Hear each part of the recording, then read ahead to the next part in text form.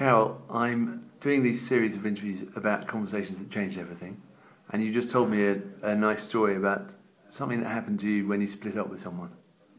Well, I've been with this particular boyfriend for a year or so. It hadn't been going particularly well, but I thought, very much in love with him. And when he dropped me, I just couldn't stop crying. I must have cried for 2 or 3 months.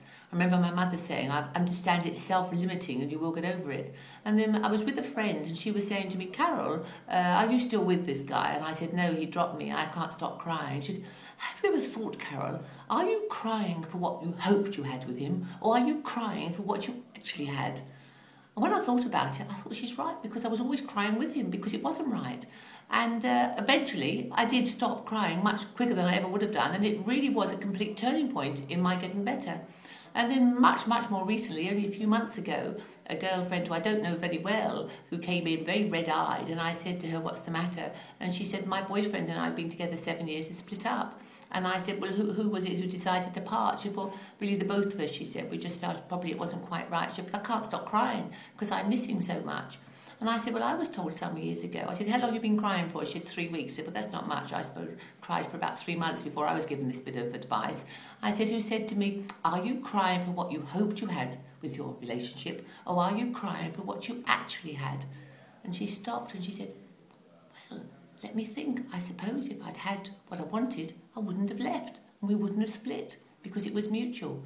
And she emailed me about 3 or 4 weeks later and said, I haven't cried since the day we had that conversation.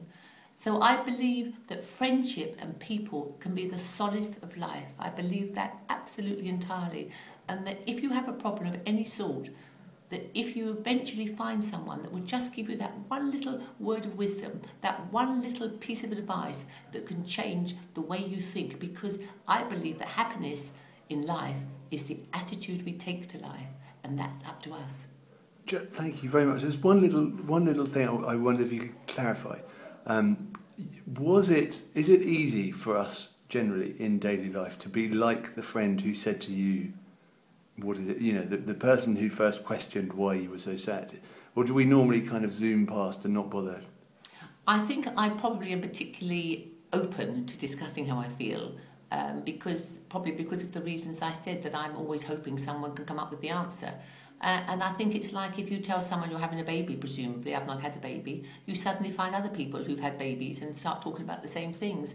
I think the more we discuss the problems, the things we're worried about, or the things that make us happy, I think the more we do exchange information, and only that way can you get the sort of encouragement and help that you want, and in return can you give somebody else a bit of encouragement and help. It's much easier to help people in some ways when they're going through a low patch in life, because it's human nature that you think, gosh, maybe that's something that could have happened to me and you want to help. But it's people who've got triumphs in life too, people who've done well. People aren't quite so prepared and wanting to be around those people necessarily, because it maybe reflects they're not doing so well. So I think we need friends in our low times and in our best times. Thank you very much.